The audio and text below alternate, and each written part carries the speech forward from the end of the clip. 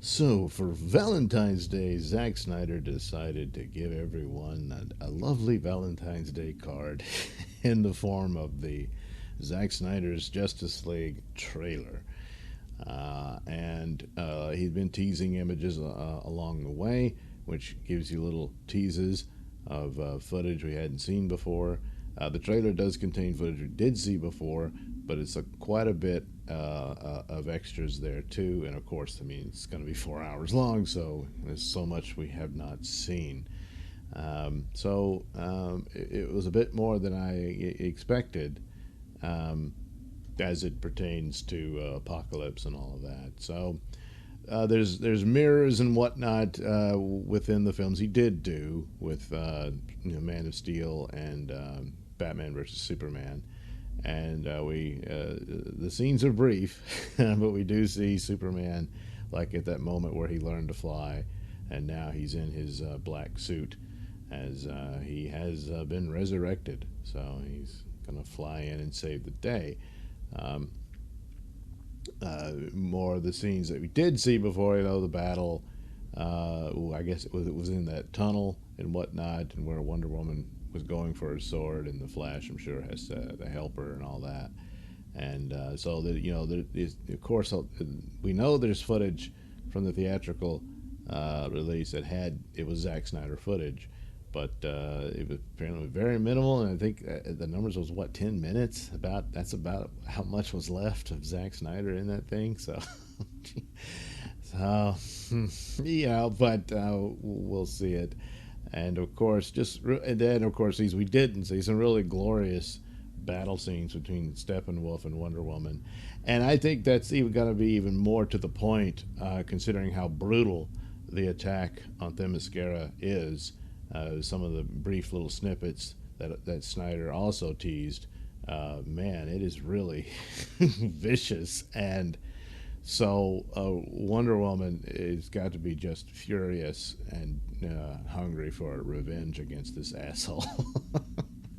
And it's already been leaked that a long time ago, because didn't know if he was going to be able to even get his version out there. So she aims for the head, and she doesn't miss when it comes to her and Steppenwolf. So, and it's fitting considering just how really awful looking, and I mean that in the sense of how horrific it is of the battle between the Amazons and Steppenwolf. So.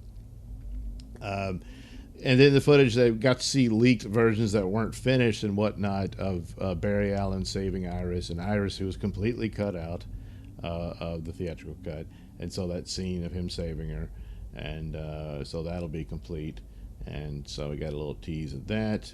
Some more footage of Cyborg showing off more of his capabilities and weapons and stuff. And it's I don't know. He's got an ear cannon. It's like, but in action and stuff. I'd seen concept art and stuff like that where he had extra arms and all that. And I'm not sure when the full helmet thing, where his whole face gets covered by it, if that's part of the Nightmare world, because I believe he's more machine in the Nightmare world than he is in the current times. Um, but maybe he uses it in here too. I don't know, but you get more cyborg action there that you hadn't seen before. But really, the apocalypse stuff is cool. I don't know how much of it is. I don't know if we get to see the whole landscape of Apocalypse or whatnot, but Darkseid shows up, and there's Steppenwolf, and it clearly shows he's, a subordinate to Darkseid. And boy, Darkseid is really huge. Because Steppenwolf's pretty big himself. But so you get that scene where he's going to go on the mission to take back the Earth and get those mother boxes and all that sort of stuff. And you get this other cool scene of Darkseid walking in with Desaad and Granny Goodness. Granny Goodness is there, and I don't know if this was added in the what he's putting this together, or if that was always the case, that's what the intention was for this scene. I knew that Darkseid was going to show up in the history lesson scenes, and at the end where they see him through the boom tube after they defeat Steppenwolf. Um, but maybe this is a little extra, or maybe this was just the way it always was. I don't know. But the thing about Granny Goodness, one of the ideas, and I thought it was a good one, for Suicide Squad was Steppenwolf was supposed to be in that too, somewhat briefly, but that he would have been manipulating the Enchantress, and it would have. I think I heard correctly. Would have centered around the mother boxes, and I think the mother boxes could have been a cool thing. And maybe they were worried to be too much like the Infinity Stones for the Avengers and all that, but they're there anyway, and because there was a scene in Wonder Woman where they referred to it in some documents, and but that scene was cut out. And then going into Suicide Squad, I thought it would have been a better motivation had a character like the Joker had stolen the thing and they're after him for that purpose, and that's why they recruit Harley Quinn and all that. And that would have been the mission, and then it leads to Enchantress being taken over by, if not Steppenwolf, then Granny Goodness could have been what they wanted. Like Snyder said, nah, I want Steppenwolf for mine. I don't want him being messed with until he shows up in Justice League and say, okay, well, there's plenty of other new gods to use, and Granny Goodness could have been a good one. And manipulating Enchantress to turn on the Suicide Squad and all that, and then ultimately, Suicide Squad would win, but then you've got this mother box, and it's a more, a foreshadowing of the doom that's coming for them, and you would still have Ben Affleck involved as Batman, and even with the amount of time that he was in it in the original one, you still got enough there to weave him in the story, and it ends with him realizing there's something to this. I just think that would make a more cohesive narrative overall, leading to Justice League. But I don't think, even if the air cut, I don't think involves a lot of that. So even if they release that, you get more of the Joker's story in it. But other than that, I don't think you get much of it. I don't think there's any new gods in it or anything like that, which is unfortunate. I think that original concept was much better. And I don't know that they want to spend the money to redo the air cut where that's the plot. But that's just too bad. I think it was a missed opportunity there. But man, I'm really psyched to see we're getting more of the new gods. And I really wish we could have gotten Zack Snyder's new gods instead of what we're supposed to get with Ava DuVernay and Tom King. That doesn't sound good to me. But I'd like to see, do a whole series about the new gods for HBO Max would be good. Not that Zack would direct everything. I don't know if he'd had the time and whatnot, but certainly oversee it, and produce it and whatnot. But it's not going to happen. So the Nightmare World, of course, is one of the more intriguing elements, certainly from Batman versus Superman, and wanting to it's a big tease, and it just leaves you wanting more, and you don't get it in the theatrical release and all that. But most notably is that the reshot scenes that he did with the Joker, and that he's actually there, and that whole thing. And it's an interesting.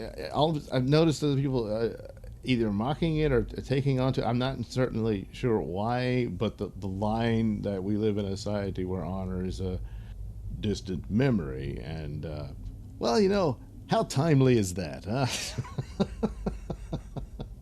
So of course he looks all ragged and torn up and beaten down from what's happened and everything. There's another thing that I thought could have been more cohesive. Now, Lex Luthor's dialogue from Batman vs. Superman is in the trailer, and you got to have it in there because that's the warning. That's what's coming, But it's interesting because Batman told him, I'm sending you to Arkham. And so my idea about Suicide Squad, that's kind of where the Joker learns about this stuff. He meets Lex Luthor in Arkham, and he breaks out and he steals this thing.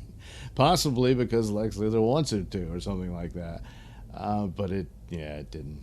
It's not going to happen that way.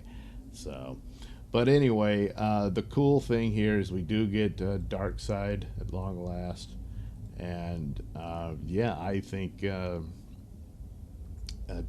depending on how well Snyder Cut performs, maybe, just maybe, there's a possibility that he could have more control over this, and that his version of the New Gods, because I mean, there really isn't any other. I mean, there's been some of the CW, like, well, I guess Smallville did Darkseid at the end, but it wasn't really.